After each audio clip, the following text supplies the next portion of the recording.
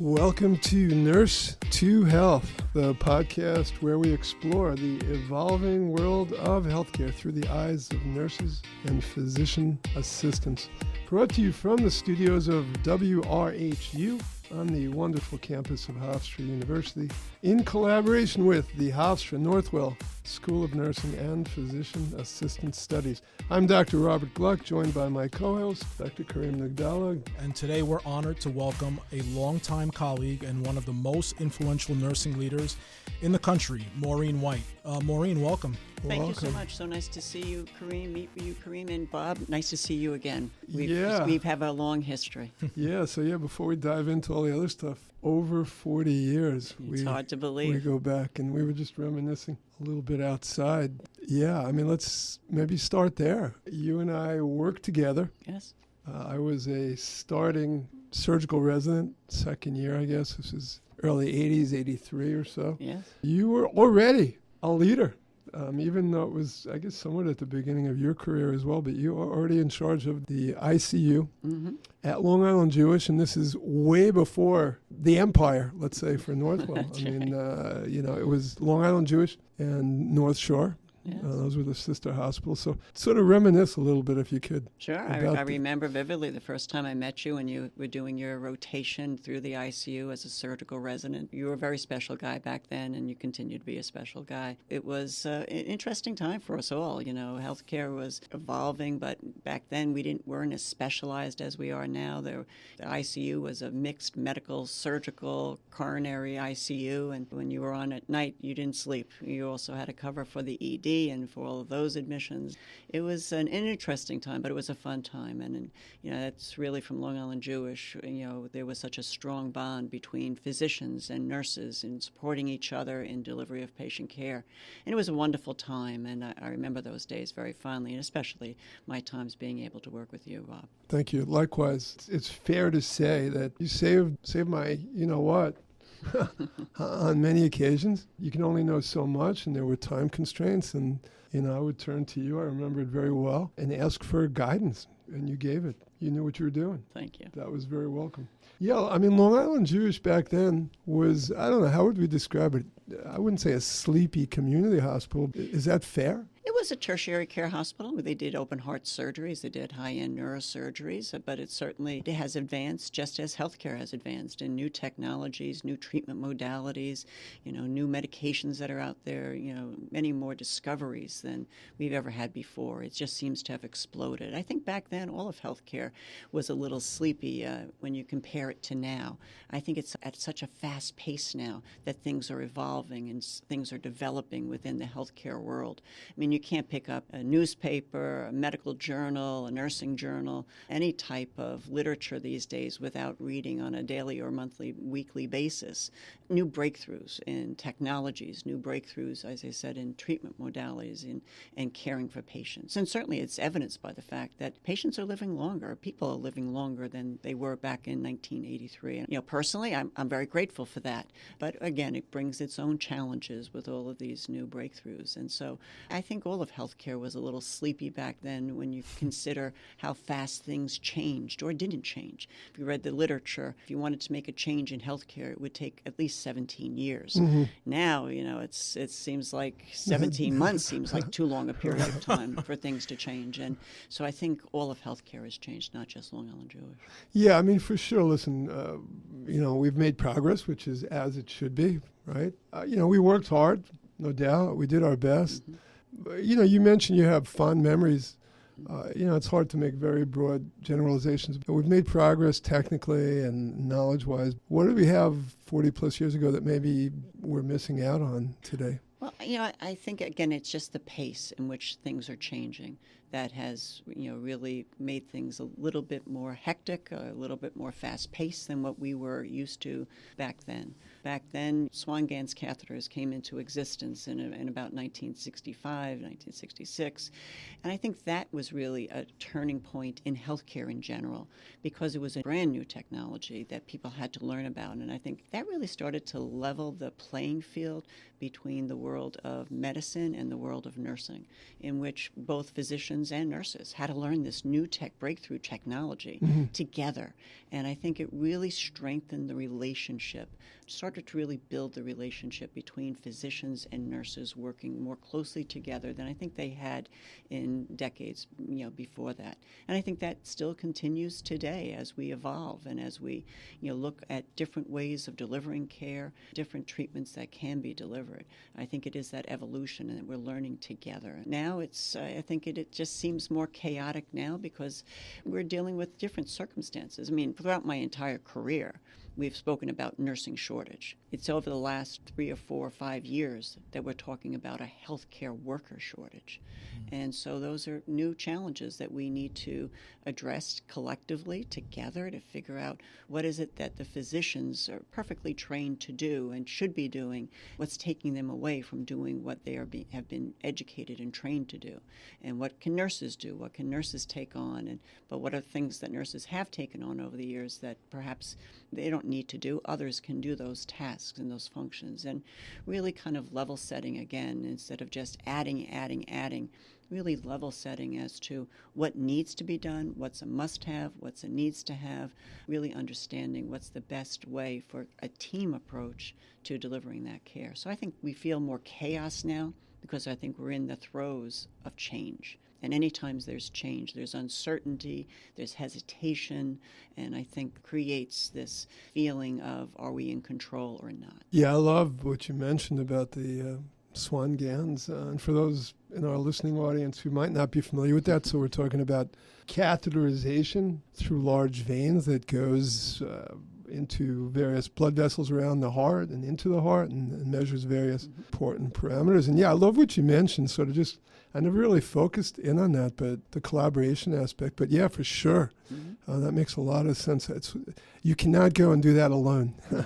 I mean, it just doesn't work. It doesn't work actually doing the procedure before, during, after. So it's a fantastic point. Of course, collaboration is a theme that comes over and over again. Geez, I mean, just in our sessions here, certainly in the clinical world, at the nursing school, between nurses and PAs, medical doctors, et cetera. I mean, you can't have effective healthcare without that. I mean, it just goes without saying. Absolutely. So let me turn it over to Kareem, who may be going to explore your background, the Maureen White story. Maureen, like you're sort of like a superstar within our health system. Just thinking back to early in your career, you moved from frontline roles at LIJ to system level responsibilities. So at what point did you start thinking to yourself, maybe I could run things, not just the floor? What was that like for you at that time? I had never, throughout my career, I never envisioned myself in leadership role. I just loved being at the bedside. That's what I went into healthcare to do. That's what I loved doing. I loved delivering care to my patients. My primary background is in intensive care, medical, surgical, open heart, neurosurgery, coronary care. That's what I enjoyed. And so I never really saw myself in a leadership role. My first leadership position was as an assistant nurse manager in the intensive care unit at Long Island Jewish. And it really came about because, we had changes in our leadership, and team members came to me and asked me to please apply for that position. And I was like, no, there are other people. In all honesty, when I first went to Long Island Jewish, which was in 1977, I only planned on staying for 5 years. I come from a small community hospital prior to joining Long Island Jewish, and I was only going to stay for the 5 years, and then I was going to do something else. But every time 5 years came along, it seemed like something else, it was another opportunity that was there. And I thought, let me see what the hospital or the health system, let me see what they're doing with this, because that seems interesting what they're doing. And so it was like that Scheherazade story of old, in which they just kept telling tales or telling stories about what was in the future, and I wanted to see what that future was. So really, my first leadership position, as I said, was at Long Island Jewish, and it was because staff members had come to me and said, please apply for the position. You understand what we're doing. You understand what we need, and will you do that? And I said, I'll apply. I'm not sure that I'll get it, but I'll apply. And I did get it, and then the nurse manager position became available, and I said, again, I was planning on leaving, and they said, no, please apply. And I did, and I got that position, and that was really the last position that I applied for throughout my career. And since that time, I've held probably about 10 or so leadership roles, and each of those roles, though, were roles that were created for me, or I was approached and asked to take the role. Wow. And so that was really the nurse manager position at Long Island Jewish Intensive Care Unit. It was the last position I applied for or interviewed for. I think a lot of it had to do with my basic personality of being very inquisitive, always wanting to know what's that doing? How can that help? I had gone back to school for my master's in nursing, and after about 12 credits, I said, I don't think I'm learning anything. It just seems to me to be a repeat of my undergraduate career. I didn't want to get a degree just to have initials after my name. I wanted to learn something. So I stopped doing that and eventually went back for a degree.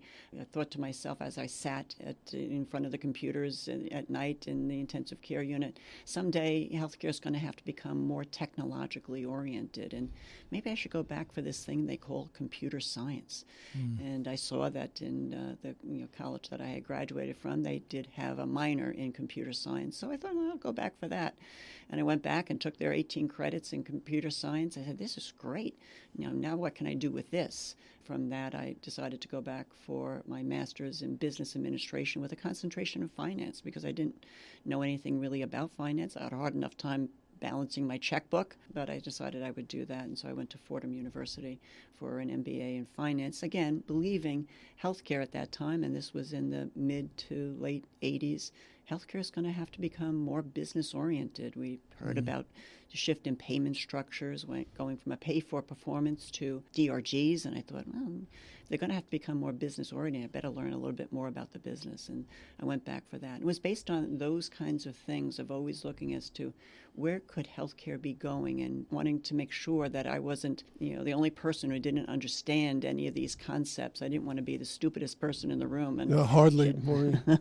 and try to just get a little bit of knowledge. So I went back for those degrees. It was based on that people noticed and people approached me about taking a variety of different positions within the healthcare system, and leading up to the merger between North Shore and LIJ in 1997, being asked by Michael Dowling if I would assume the position as the chief nursing officer of the system, which at that time I didn't know what the chief nursing officer did. or what the system was. We're going to circle back because there's still a lot to talk about in terms of your leadership role. I mean, you're a success story personally, and just in terms of what you've brought nationwide, certainly regionally. I mean, Northwell's an empire. We were talking before the podcast. I mean, they're up to 20, what did you say, 28 hospitals. 28 hospitals.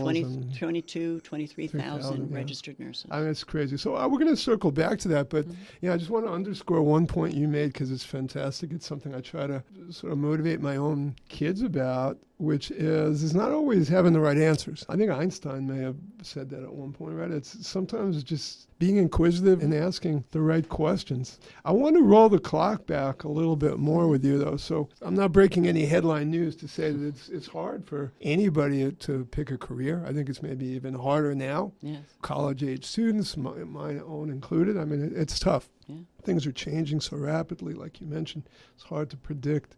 So it's hard to choose. When did nursing become part of your worldview? I mean, was this a college-age decision for you? What drew you to healthcare and nursing in particular? I don't have an exciting story. I wish I did. I wish there was some epiphany. I've known my entire life I wanted to be a registered nurse. As much as I can remember. I was always gravitated to, way back when, I'm dating myself, watching TV sitcoms or series, Dr. Ben Casey, Dr. Kildare, and always not really focusing on the main character, who was a physician, but focusing on the nurses that surrounded them and looking at them. And the physicians, well, they were very bright and good-looking characters that they always had in those situations, in those roles, but really looking at the nurses and how caring they were to the patients, how understanding they seemed to be. They seemed to be the one who spent the most time with the patients. For some reason, it just connected with me. And so for as long as I can remember, I've always wanted to be a registered nurse. So let me dig into that a little bit. I mean, so, for me, it was also very early on. I mean, my dad was a physician. We grew up in an apartment. His office was basically part of that apartment. So there's a different time and place. Even back then, he would bring me around with him as far back as I can remember on rounds to nursing homes, to the hospital. For me, it was sort of a done deal. But let me just, so I never really thought about nursing. This is an evolving issue for sure. I mean, was there a gender issue when you were watching these programs? Was it sort of like, well, medicine, surgery is for males. Mm-hmm. Females are at the bedside giving, doing what they're doing. Was that part of it? It may have been. I never thought of it that way. It was just something I just felt more connected to, and it was all women that I connected to in those shows, and again, it just seemed like they spent a lot of time with the patients, and I thought that was great. My older brother is a physician, but I have a younger sister who's also a physician.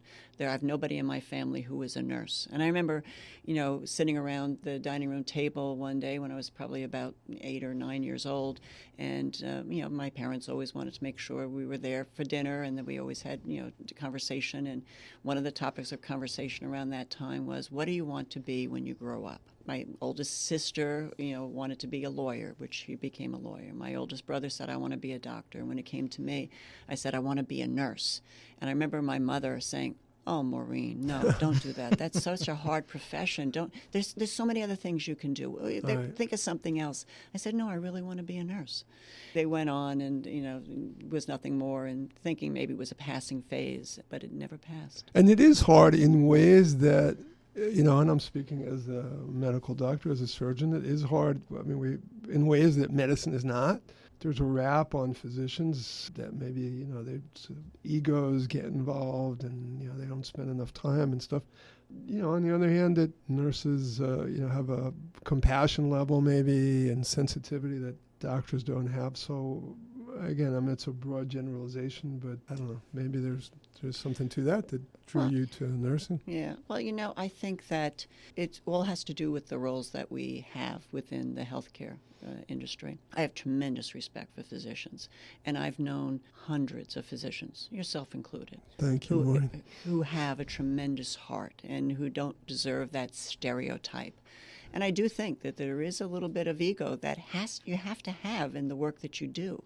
When you go into surgery and you have a patient's brain in your hand, you want them to be confident that they know what they're doing. You want to be focused, not thinking about other stuff, right? You don't want to be thinking at that point in time, oh, it's going to hurt them if I cut this out.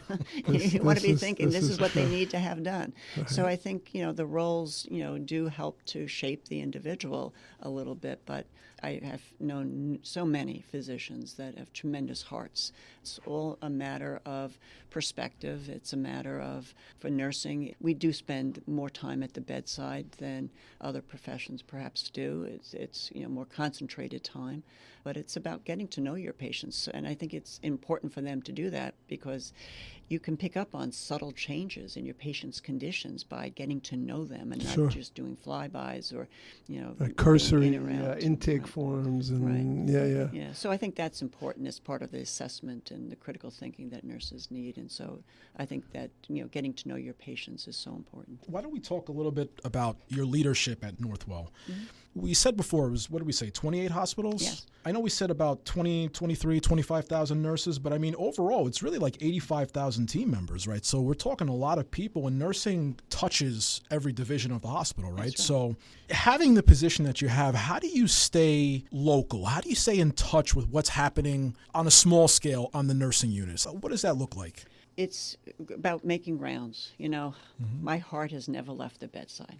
And when I was first asked by Michael Dowling to assume this role as the system chief nursing officer, there were no other chief nursing officers that I could find throughout the country. And I remember having a discussion with him and saying, well, what does a chief nursing officer do? And he said, I don't know. And I said, well, how are you going to measure whether the person in this role is effective in this role? He said, I don't know.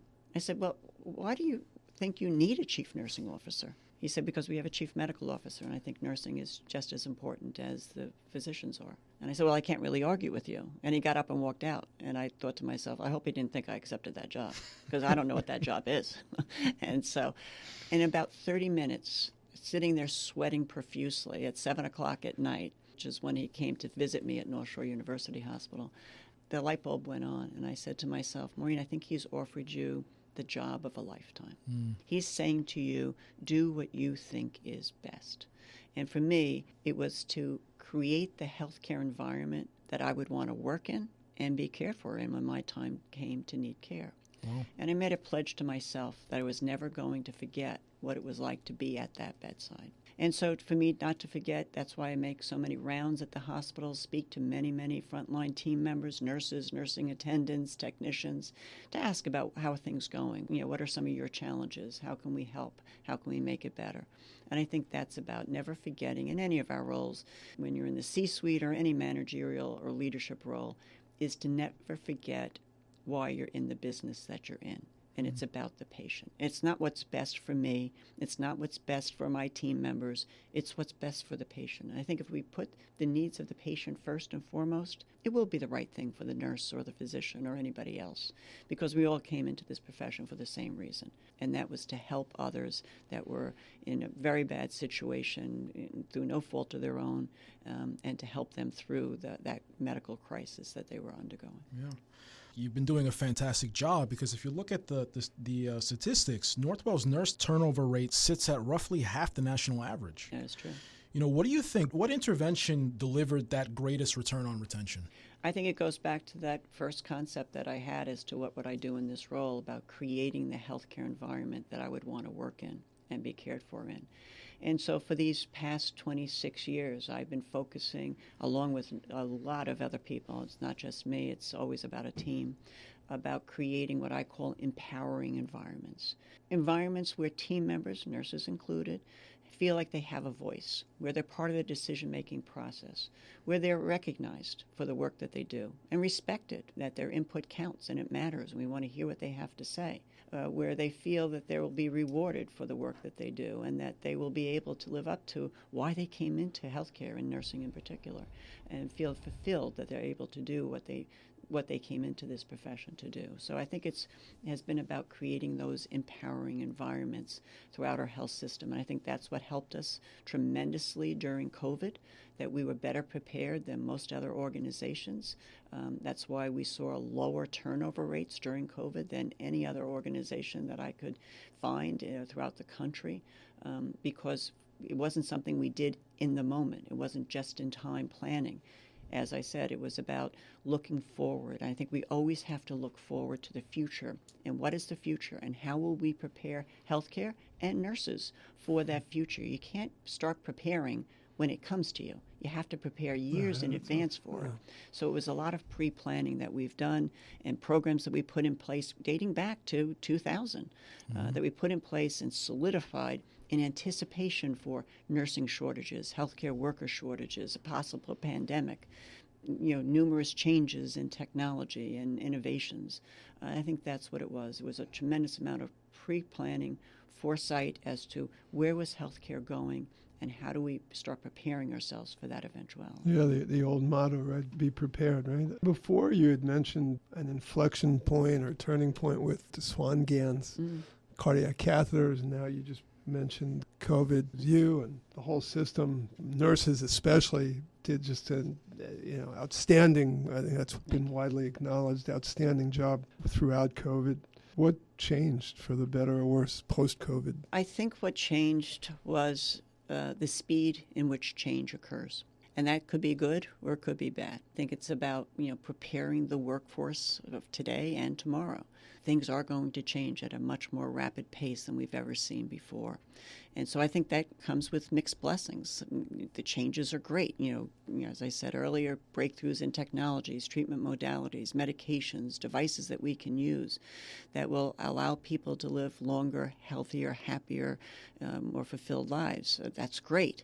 But again, change is an uncertainty, and a lot of things you have to do when you're getting large numbers of people to adapt to those changes and to accept change. Nobody really likes change, but we change every day, and we have to accept that fact. And so I think it's creates a lot of anxiety when you're not sure what the next hour is going to bring, what the next day will bring, what the next year will bring. But I think keeping people's minds open to change. The best way to predict the future is to create the future. And that's the kind of mindset that we try to instill in all of our team members, especially our nurses, is you don't want to be dragged along with change. Lead change. Be the leaders, be innovative, be creative, think out of the box. Don't think about how much work it's going to take to get to that end point. just take it one step at a time. There's that old adage, what's the best way to eat an apple is to one bite at a time. If you just took the apple and you shoved it in your mouth, you'd choke and die. We're not looking to do that. You're a pig at that point, right? So, I think it creates a lot of anxiety. But I think we learned a lot through COVID.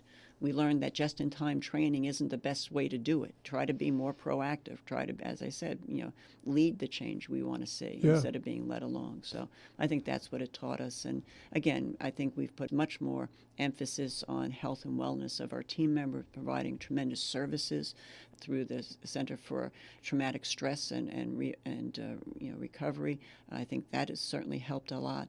Letting people know that it's okay to, it's normal to feel stressed, uncertain, even depressed. But there is help and to help each other through those times. Yeah, that's wonderful. And look, let's give a shout out to the nursing school, right? We had Christy Lowenstein, our dean, here recently. We're so proud of her. Yeah, she's wonderful for sure.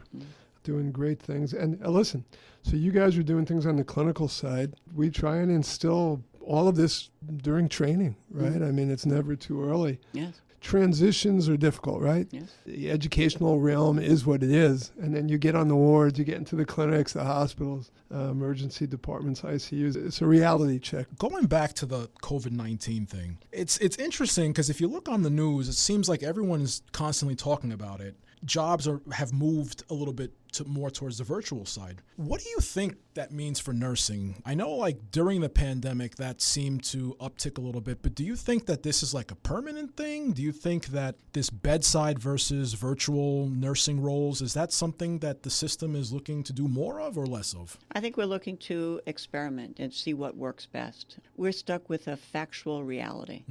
There were 77 million baby boomers born in the United States. There were only 65 million Generation Ys and Generation Zs. So if nursing was fortunate enough to get the same amount of individuals going into nursing or into healthcare that they have during the baby boomer years, it's a smaller percentage. Right now, there's 1% of the population of baby boomers became registered nurses. And so if we say 1% of the population of the Gen Ys or Gen Zs will become registered nurses, it's a smaller number of people. Right. Caring from a higher demand of people, that more baby boomers, those 77 million, retiring with more chronic and complex conditions than ever before because of all the medical breakthroughs that we've spoken about. We're going to have to do things differently, whether we like it or not. The math just doesn't work out. I think it's a matter of us realizing this, that we can't tell people, if you would have just gotten sick 10 years ago, we really could have taken care of you. That's not a reality. The reality is we're going to take care of these people. So we're going to have to do it in different ways. And again, people's mindsets are going to have to change as to how healthcare was delivered 10, 20 years ago, 40 years ago, than how it will be delivered in the next 5, 10, 15, 20 years. And so technology such as virtual nursing will be a reality. But we have to make sure it's done in the right way and that we really understand what it is. We will have fewer people being available to deliver care than will need care. So will have to be done in a very different way. And so it's important for us to explore all of these possibilities, not rule anything out, and embrace it. I know there are a lot of people that are afraid, will this artificial intelligence, will it replace us? I don't think artificial intelligence will replace physicians or nurses or other healthcare team members, because people will still need to come to the hospital. And I think for nursing, our biggest challenge is not to lose the heart and soul of nursing, which is that caring touch. That's what's important, that we make sure, even through technology, that we never lose sight of that, and we're always able to make that connection to the patient. Yeah, so speaking of patients, all of us here, right, we're all healthcare professionals, but at times we're all on the other side at some point or another. For the non-medical people out in our listening audience, what's your message for them? Things are going to be getting better? Stay tuned, or what's your message to them? I think things are good right now. We can always get better. Here at Northwell, we never think that we've accomplished anything. It's always we can do better. My approach has always been, I remember my first encounter with a patient when I was just graduated from high school, took a job as a nursing attendant, working nights in a local hospital. Prior to my starting nursing school, I had absolutely no, for instance. It was just on-the-job training then. And the first night I was on duty, there was this Greek fellow who only spoke Greek, but when I went into his room, he was moaning and groaning, and I said to the nurse as she was making rounds with me to tell me all about these patients, "Is he okay? Should we do something?" She said, "Oh no, he's dying." I was like, "Well, should we call somebody? Should somebody be here with him?" And she said, "No, they know he's dying. It's okay. It's not a big deal." But I was so struck by that because I have never saw a dying patient before. And I spent my whole night, when she told me to go to lunch, I went into the room and just to sit there and hold his hand. And she came in to give medication to the patient in the next bed. And she said, "I told you to go to lunch. Why are you here?" And I said, "I wasn't hungry, so I thought I would just sit here and hold his hand. He seems better when I hold his hand. It doesn't seem like he moans as much." And she just rolled her eyes and said, "Okay." As I was leaving my shift, I saw that he was I didn't know then, but it was in agonal breathing, and he was in his last throes. And I just sat there for maybe about 30 minutes or so afterwards, and he stopped breathing. And I went to the nurse, and she was giving a report, and I said to her, "I just wanted to let you know that, I don't feel a pulse. I think he passed away." And she said, "Okay." Right. I walked away, and I thought to myself, I just can't.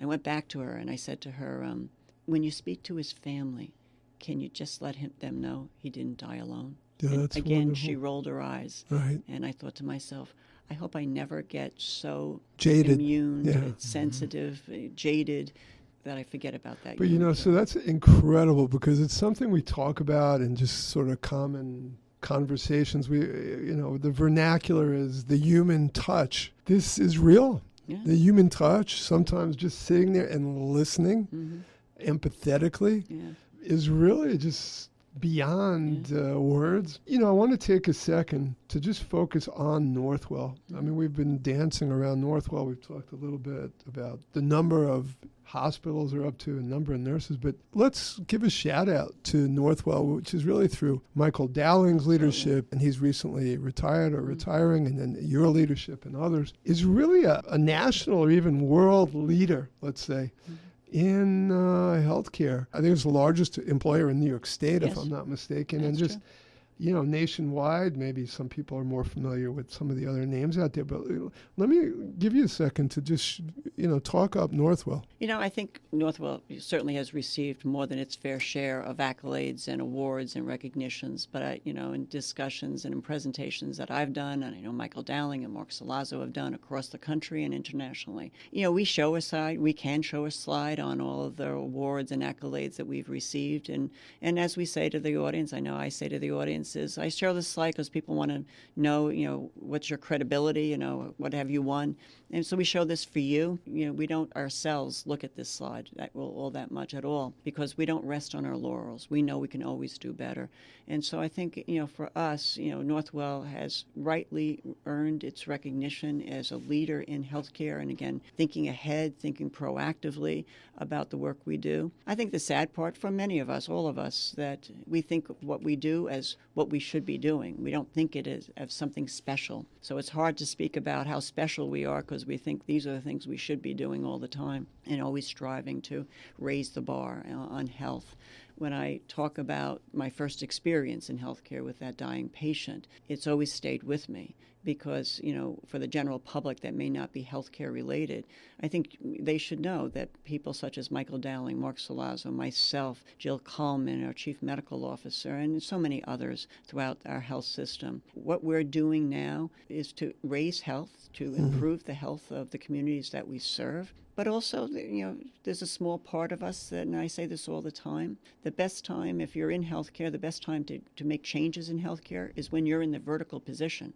Because once you get on the other side of that bed rail and you're horizontal, you don't have the power to change things. And so we're changing healthcare, going back to what I said in the beginning, creating a healthcare environment that I would want to work in and be cared for in. Northwell's a great place to work for nurses. Not only is Northwell a great place to work, because it truly cares about our team members. And I think, again, we showed that during COVID. We showed that in the different programs that we've set up to support our team members in their personal growth, professional growth, always, looking to see what we can do for them, because we want them to do everything they can for our patients. So we see it as a two-way street. If it's just not us saying do good, it's about us doing good as well and helping our team members achieve their goals and aspirations in life as well. I know there are some team members who have come to me over the years and said, why do you offer us all of these things? Because, when you offer us to go back to school, tuition reimbursement programs, the Hofstra School of Nursing, we might leave Northwell. We might leave the bedside and do something else within healthcare. Well, why invest in Right, why us? invest in us? And because we think they're worthwhile, and because we want them, while they're here, to invest in our patients. And so it's that partnership that we have with our team members. For nursing, I would encourage anybody to go into nursing if you're of that heart. It's not meant for everybody. I know there was a time back in the late 70s, early 80s, when the salaries weren't that great for nurses, and all of a sudden there was a tremendous increase in the salaries at that time, considered a tremendous increase. And a lot of people came into nursing. But they came into it for the wrong reason. They came into it for the money. Right. And there's not enough money Never a in the good reason world. to do Yes. things. There's not enough money in the world to ask people to do things that we ask nurses to do. It's just, you can't put a price tag on that. Yeah, for sure. But you have to really want to do it. And so if you're of that type of person who really wants to give back and really help others in a time of greatest need, it's a phenomenal profession, and if I had to do it again, I would absolutely do it again. That's fantastic. Maureen, I am reluctant to bring this to a close because I think we could go on for a while. I mean, this has been incredible, and certainly we need to not wait another 40 years to That's right. sit down and chat. So really, just thank you so much for what you've done for healthcare, really. To our listening audience, this has been a broadcast of Nurse to Health, the podcast where we explore the evolving world of healthcare, taking you behind the scenes and to the front lines. Brought to you from the studios of WRHU on the wonderful campus of Hofstra University in collaboration with the Hofstra Northwell School of Nursing and Physician Assistant Studies. Stay well. Until next time.